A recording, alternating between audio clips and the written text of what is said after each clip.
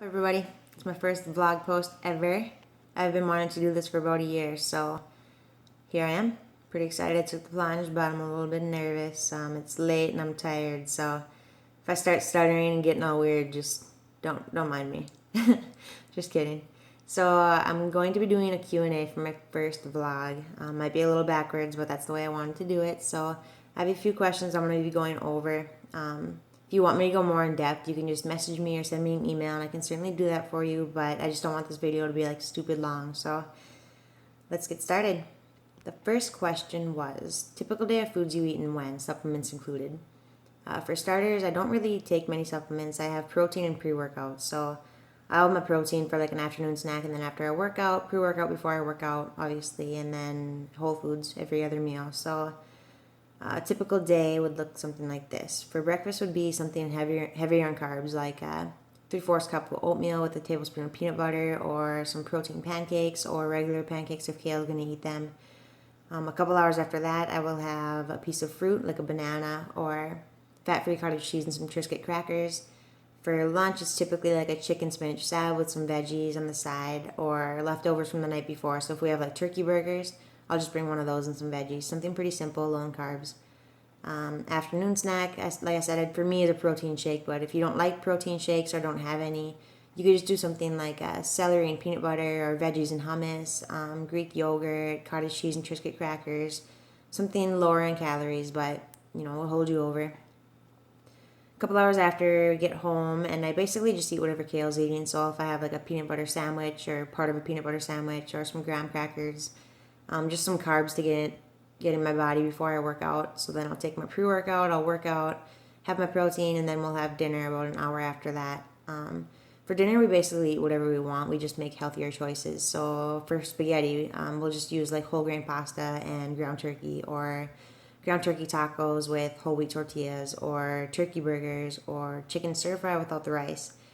Like I said, basically whatever we want, just healthier. So if you have more questions, I can certainly answer those. Just message me. And then for dinner, for a snack before I go to bed, if I'm still hungry, I'll have some fat-free cottage cheese, like a half cup, and that usually does the trick. Next question I have is the best way to combat a sweet tooth craving, my weakness. And that's my weakness too. So I'm probably not the best person to be asking, but what I do is I chew a lot of gum. I have gum in my mouth constantly, so there's that. And then I also use flavoring in my water. I don't like to flavor my water, but if my sweet tooth is getting out of control, I'll just add some like Crystal Light or some lemons or cucumbers, something to give my water a little more oomph besides being so plain. That usually helps. And then otherwise, if I'm really craving something and I just can't like get it off my mind, I'll just have some and I'll just eat some in moderation. So a huge part of it is just not binging. If you really want something, just allow yourself to have it. If you want a cookie, maybe have like a half a cookie, or have one cookie, but that's it. But if you're really trying to stray away from your sweets, I would say try the gum, try the flavored water. And if that doesn't help, I don't know, you might have to Google something else. But that's what's worked for me, so try it out. Next question is best workout for fat burning. This has been a really common topic, especially over the last couple of years from what I've noticed. But HIIT training is by far what I would say is number one for fat burn. And all that is basically you spike your heart rate really high, and then you let your body rest. So like sprint for a minute, walk for a minute, sprint for a minute, walk for a minute. The way I like to do it is with weights. So I'll lift for a minute, rest for 30 seconds, lift for a minute, rest for 30 seconds. And I'll do that in like 15, 20 minutes. And some of those workouts are the best workouts I've ever had. They're insane. So whichever way you'd like to do it, I would say from my research and what has worked for me, I would say HIIT training is by far the best fat loss training that I've come across. Next question is, for a disclosure, I said that I would answer weird questions if there was any. So this question says, how many times have you peed in your life? And I actually did the calculation before I did the video. I just took my age, 25.5 times 365, and then times it by 5. Like, I don't know how many times I pee in a day, but 5 sounds like a decent number. Or maybe it's low, or maybe it's not enough, but whatever. But that was like 14,600 something, so there's your answer. Next question is, do I really need to do cardio? Short answer is no. The long answer is it depends on what your goals are. So if you're trying to build muscle, cardio is kind of counteractive to that. You don't want to do zero cardio, but you really want to limit cardio when you're trying to put on muscle. If you're trying to burn fat, you do want to do cardio, but you could focus more on like HIIT training, like I was just talking about. That targets more fat loss than just the steady pace cardio does. If you really, the only need to do a steady pace cardio like running or elliptical or whatever it is kind of for your preference if you like doing it. I like to run with my dog, or more so he makes me run sometimes, but I enjoy that. So I run at a steady pace, but it's not really for health benefits. It's just something that I like to do in my free time. As far as like meeting my goals, I wouldn't say like a steady pace cardio is something that I would put into my plan. So to answer your question, if you are trying to build muscle, limit your cardio. If you're trying to lose fat, then focus more on like a HIIT cardio. Next question is suggestions on getting started with a routine. What I like to do is go to bodybuilding.com. That's what I've been using for the past couple of years. Because of our limited equipment, I've been making my own routines, but I use a lot of their lifts and a lot of their ideas to make up my own workout plan. But that does require weights, and that does require like a gym. So if you are looking for more something that you can do at home without weights or like on the go, try doing Pinterest. I used to do that quite a bit, and I would just pick a random workout, do that. The next day I'd pick a different one. So it kept it pretty exciting, kept it fun. They're usually pretty short, and they're really good. So look through Pinterest, find some ones that look pretty fun. Otherwise, another option would be to just kind of come up with your own. Along the lines of HIIT training again, you could just do something like squats for a minute, rest for 30 seconds, jumping jacks for a minute, rest for 30 seconds, mountain climbers for a minute, rest for 30 seconds, so on and so forth.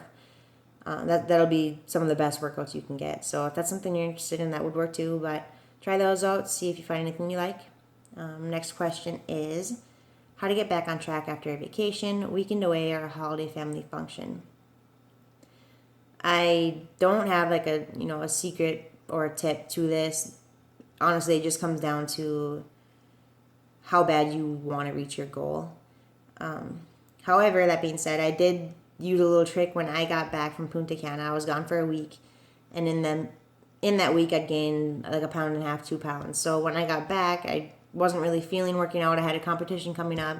So what I did was just make it a very small goal to get back to where I was before I left for the vacation. So it was a very feasible, very reachable goal to reach within like a week. And once I reached it, I was kind of back in my routine and things kind of fell back into place. So you could try doing that. Just make a really small goal, reach it, rather than setting like this huge goal and feeling kind of down about it. But like I said, there's not really a secret to it. It's just focusing on your goal, what you want to look like, what your end goal is. You need to put in the work, you need to put in the time, and I'm sorry I don't have a better answer for you than that, but it's all about how bad you want it. So next question, last question is, I want to see what you guys have set up for your own gym, and if a person would be better off with a gym membership or a small home gym. So let's go take a look at my gym. All right, so our gym is just like in our spare bedroom, but here's our equipment. So we have adjustable set of dumbbells. They go from 10 to 90 pounds, and then just a set of 20-pound dumbbells. That's kind of just a bunch of random stuff, some yoga mats and like an ab roller. Our bench is pretty nice. It has a squat rack on it, which is super nice, but the squat rack is really short. So it works for me. It doesn't work for CJ. We'll be getting a new one eventually, but this will do for now. And then we have a pull-up rack, dip rack, and then some exercise bands. And free weights with an easy bar. So that basically sums up what we have in our gym. We have a TV as well. CJ's doing a DVD called Body Beast, so he's been using that.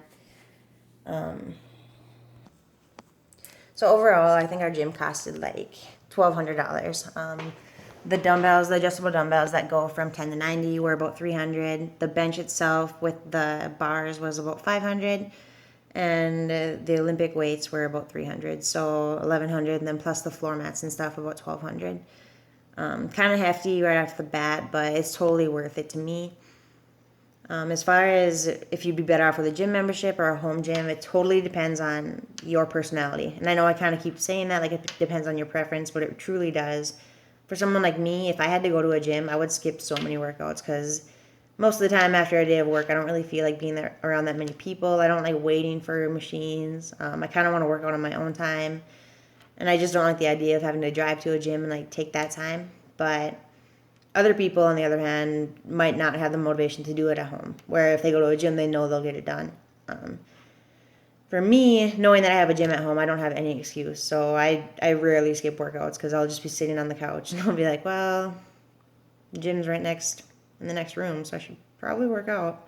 But it's a personality type thing. So it depends on what you think will work for you. I think as a parent, it's super nice to have a gym at your house. You don't have to worry about like finding daycare or someone to watch your kid.